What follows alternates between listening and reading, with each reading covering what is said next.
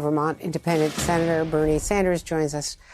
Senator, thanks very much. A happy new year to you, but we're starting the new year with that extraordinary call. Your immediate reaction when you heard it?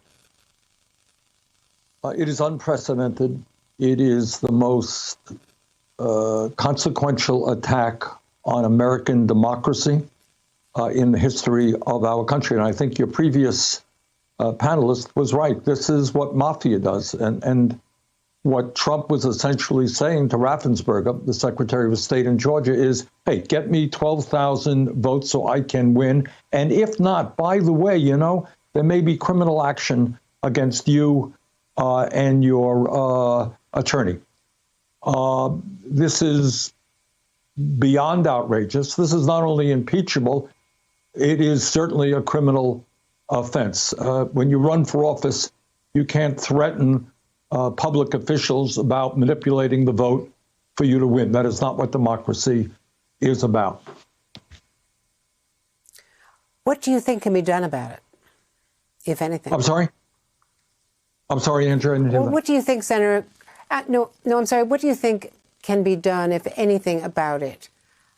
Maybe by state officials. We've seen now this unprecedented op-ed today from 10 former secretaries of defense in both parties who are concerned about the military not getting involved as the president still feeds these controversies. Well, in the midst of all of this, Andrea, remember there are a dozen Republican senators and 140 members in the House working with Trump to really undermine American democracy.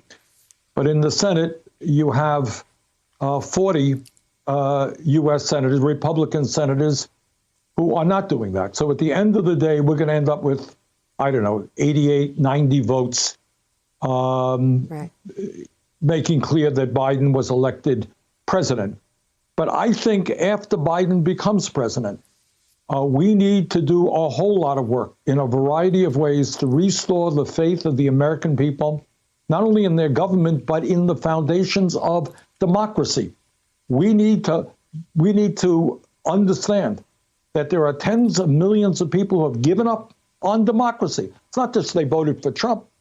When you talk about undermining the election results, what you're talking about is tyranny. You're talking about authoritarianism. You're talking about somebody who said, we don't need elections. Hey, I'm here. Maybe I'll stay for life. This is what our country and millions of men and women in the armed forces have put their lives on the line to avoid. We believe in democracy, and we are not going to allow a tyrant like Trump to undermine it. But there's a lot of work that has to be done in restoring faith on the part of the American people in their government.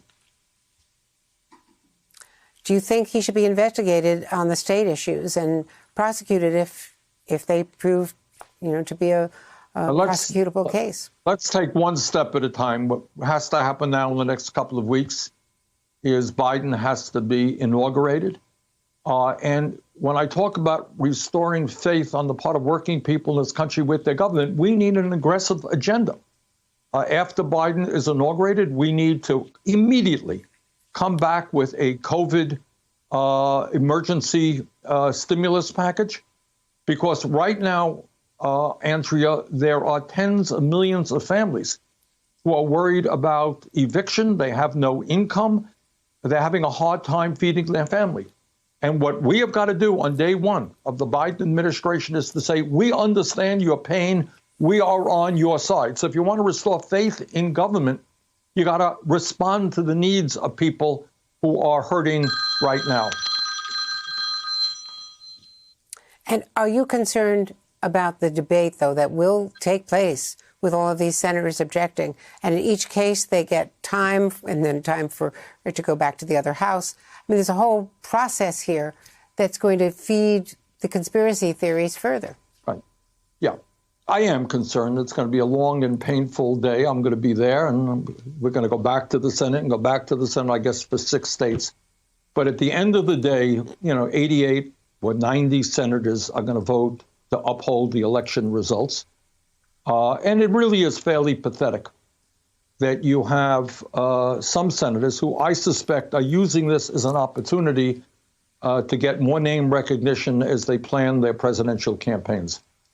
You don't undermine American democracy in order to gain support for a presidential election. There are a lot of ways you could do that, but not by denying the victor of an election his ability to become president. And before I let you go, again, that unusual statement by the former defense secretaries. Yeah. Are you concerned, given the fact that we have an acting defense secretary, Esper was forced out, other people were purged, you have no real leadership there on the civilian side? Are you concerned about something happening either at home or abroad militarily?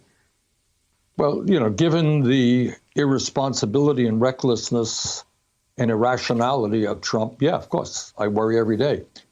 But I think at the end of the day, the U.S. military is a very professional institution. They understand exactly what is happening right now, and I do not believe that they will allow themselves to be drawn into Trump's conspiracy theories. So the bottom line is on January 20th, I fully expect that Joe Biden will be inaugurated as president of the United States. And finally, I just want to ask you, I know the mayor here in D.C. has called on people not to come to D.C.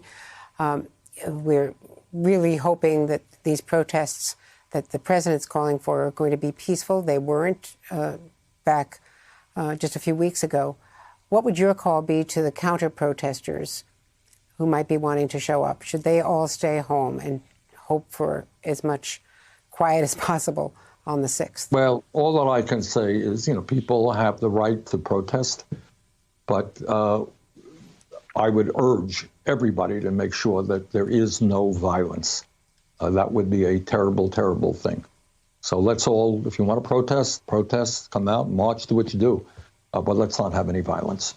Hey there, I'm Chris Hayes from MSNBC. Thanks for watching MSNBC on YouTube. If you want to keep up to date with the videos we're putting out, you can click subscribe just below me or click over on this list to see lots of other great videos.